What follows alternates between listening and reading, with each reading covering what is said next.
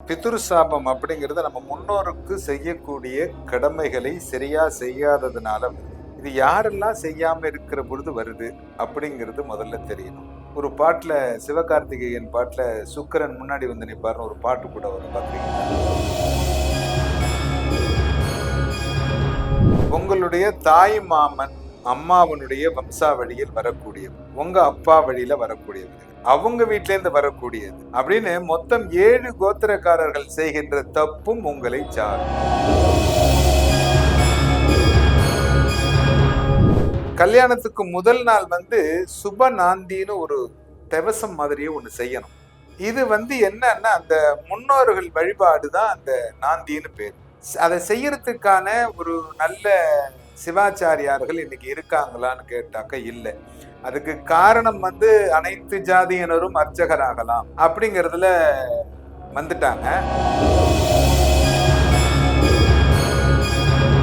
இந்த காதல் திருமணம் நடைபெற்று விட்டாலே அவங்க வந்து இந்த பிதுர்லோகத்துல இருந்து இருக்கிறவங்களுக்கு எதுவுமே செய்ய முடியாது. அதே மாதிரி துர்மரணமும் நடைபெறும், ஹேங்கோவர் பண்ணிக்கிறது.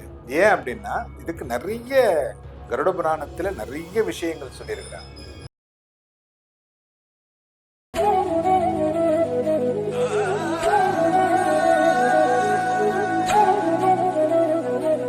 வணக்கம்.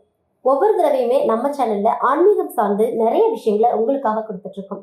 இன்னைக்கும் நம்ம கூட சேர்ந்து நிறைய விஷயங்களை உங்களுக்காக கொடுக்கறதுக்காக வந்திருக்காங்க கிண்டி சுவாமிநாத சிவாச்சாரி ஐயா. அவங்க தான். வாங்க அவங்க கூட சேர்ந்து நிறைய விஷயங்களை பேசலாம். ஐயா வணக்கம். வணக்கம். பிதுரு சாபம் ஒரு குடும்பத்துல வந்து என்ன வேணாலும் நடக்கலாம், ஆனா வந்து அவங்களுக்கு வந்து முன்னோர்களுடைய சாபம் மட்டும் இருக்கக்கூடாதுன்னு சொல்றாங்க. சோ இந்த பிதுரு சாபம் எதனால வருது ஐயா? பிதுரு சாபம் அப்படிங்கிறது நம்ம முன்னோருக்கு செய்யக்கூடிய கடமைகளை சரியா செய்யாததுனால வருது.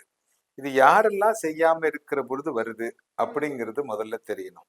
ஒரு பாட்டுல சிவகார்த்திகேயன் பாட்டுல சுக்கிரன் முன்னாடி வந்து நிப்பாருன்னு ஒரு பாட்டு கூட வரும், பாத்திருக்கீங்களா? அது மாதிரி இந்த பிதுரு சாபம் இல்லாதவர்களுக்கு இறைவன் அவனே நேராக வந்து உங்களுக்கு என்ன வேணும்னு கேட்பான்.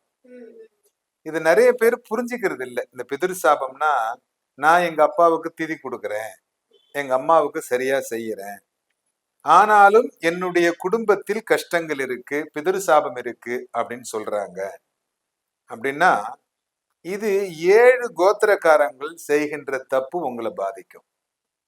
ஒரு கோத்திரத்துல இருக்கிறவங்க செஞ்சா பாதிக்குமான்னு கேட்டா கிடையாது. உங்களுடைய தாய் மாமன் அம்மாவனுடைய வம்சாவழியில் வரக்கூடியவர்கள், உங்க அப்பா வழியில வரக்கூடியவர்கள் ரெண்டாயிடுறாங்களா? நீங்க கல்யாணம் பண்ணியிருக்கிற பொண்ணு இருக்கு பாத்தீங்களா, அவங்க வீட்டுல இருந்து வரக்கூடியது. உங்களுடைய சகோதரிய கல்யாணம் பண்ணி கொடுத்துருப்பீங்க, அவங்க வீட்டுல இருந்து. உங்களுடைய அத்தைய கல்யாணம் பண்ணி கொடுத்துருப்பீங்க, அவங்க வீட்டுல இருந்து வரக்கூடியது அப்படின்னு மொத்தம் 7 கோத்திரக்காரர்கள் செய்கின்ற தப்பும் உங்களை சாரும். ஏன்னா ஒரு குடும்பம் அப்படிங்கிற பொழுது அந்த குடும்பத்தில் இருக்கக்கூடிய உறவினர்கள் சேர்ந்து இந்த நிகழ்வுகளை நடத்தி கொண்டிருந்தார்கள் ஒரு காலத்துல. அப்ப என்ன பண்ணுவாங்க அப்படின்னா, ஒரு கல்யாணம் நடக்குதுன்னா, இன்னைக்கு நீங்க கல்யாணத்துல போனீங்க அப்படின்னா போறீங்க, ரிசப்ஷன் லைன்ல நிக்கிறீங்க, கவர் கொடுக்குறீங்க, வந்துடுறீங்க.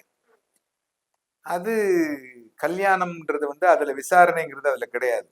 என்னன்னா கல்யாணத்துக்கு முதல் நாள் வந்து சுப நாந்தின்னு ஒரு தெவசம் மாதிரியே ஒண்ணு செய்யணும். இது வந்து என்னன்னா அந்த முன்னோர்கள் வழிபாடு தான் அந்த நாந்தின்னு பேரு. இதை இன்னைக்கு யாருமே செய்யறது இல்ல. கல்யாணத்துக்கு முன்னாடி இதை நான் செய்யறது இல்லை. நிறைய பேர் இதை மறந்துட்டாங்க. அதை செய்யறதுக்கான ஒரு நல்ல சிவாச்சாரியார்கள் இன்னைக்கு இருக்காங்களான்னு கேட்டாக்க இல்லை. அதுக்கு காரணம் வந்து அனைத்து ஜாதியினரும் அர்ச்சகராகலாம் அப்படிங்கிறதுல வந்துட்டாங்க.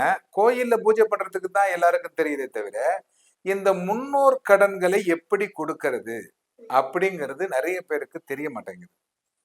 அப்ப என்ன ஆகுது அப்படின்னா இவர்களுக்கு இந்த பிதுரு சாபம் அப்படிங்கிறது கண்டிப்பாக வருகிறது. அதனால் இவர்களுக்கு என்னென்ன நடக்கும், உங்களுடைய அம்மா இருக்கிறாங்க இப்ப இல்லைங்களா, உங்களுக்கு கல்யாணம் ஆயிடுது, ஆனா அவங்கள போய் உங்களால பார்க்க முடியல. நீங்க எப்பயாவது போய் ஒரு 100 ரூபாய் பணம் கொடுத்துட்டு வரீங்க, அவங்கள பார்த்துட்டு. அவங்க அம்மா ரொம்ப கஷ்டப்படுறாங்க, வீட்டு வேலை செய்யறாங்க, வீட்டு வேலை செஞ்சுதான் உங்க அம்மா வாழ்ந்துகிட்டு இருக்காங்க, அது உங்களுக்கு நல்லாவே தெரியும். ஆனா எப்பயாவது ஒரு தடவை போய் பார்த்துட்டு வரீங்க.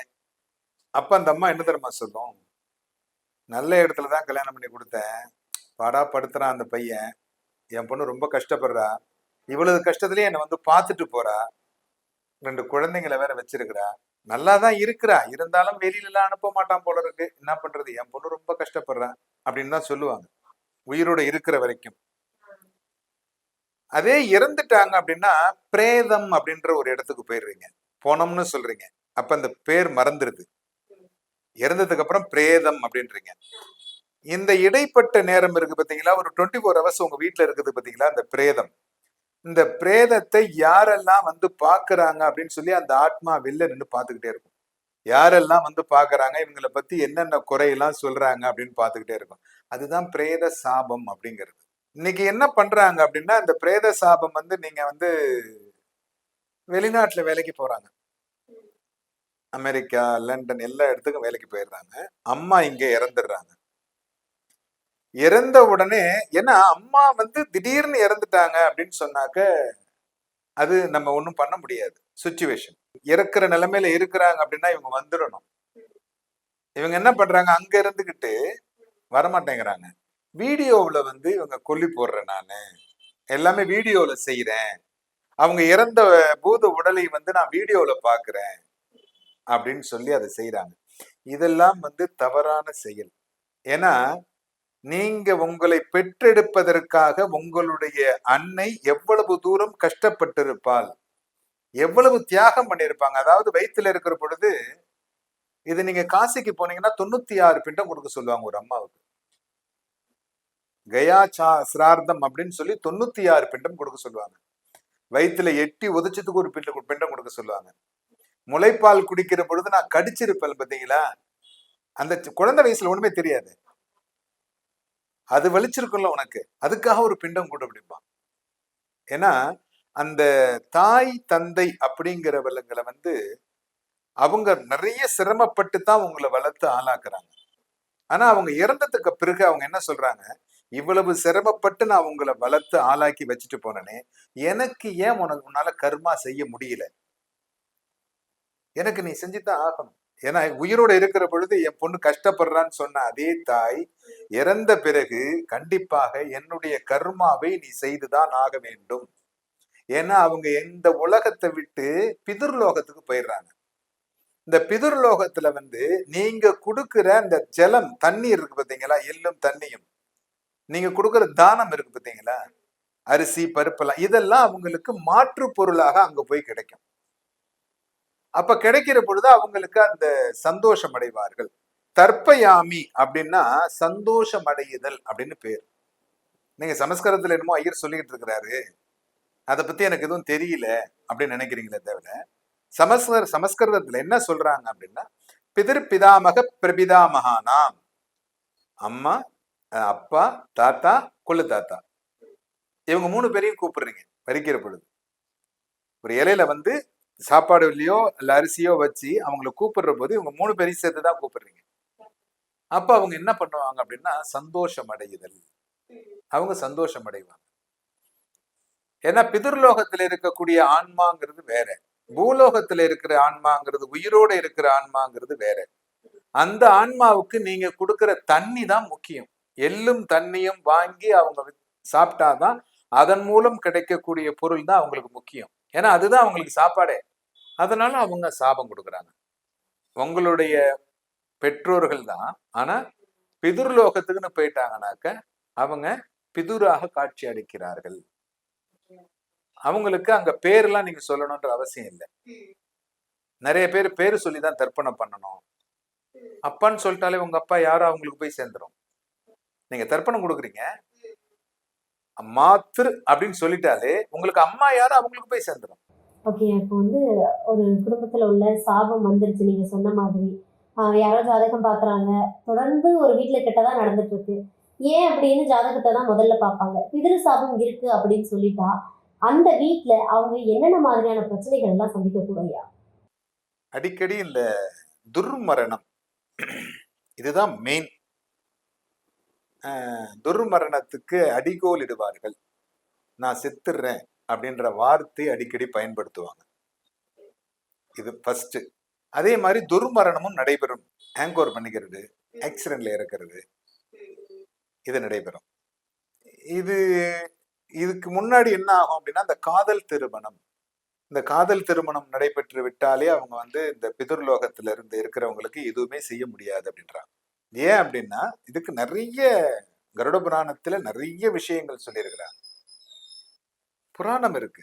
அதே மாதிரி பாத்தீங்கன்னாக்க துர்மரணம் அடிக்கடி ஆக்சிடென்ட் ஆகுறது, குழந்தைகள் பிறப்புல வந்து வித்தியாசப்படுவது, ஊனமான குழந்தைகள் பிறப்புது, அப்புறம் ஆண் வாரிசு இல்லாமல் போவது, குழந்தையின்மை, ஆண் வாரிசு இல்லாம பெண் குழந்தையா பிறக்கும். அதுக்கப்புறம் பாத்தீங்கன்னா அந்த பொன் குழந்தையும் அவங்களுக்கு பிறக்கிறது கஷ்டமாயிடும், அவங்க வம்சாவளியில எல்லாருக்குமே. இதெல்லாம் நிறைய பிரச்சனைகள் வரும். இது வந்து யார் மூலமாக இவர்கள் தீர்க்க வேண்டும் அப்படின்னு அவங்க நினைக்கிறாங்களோ அவங்களுக்கு தான்.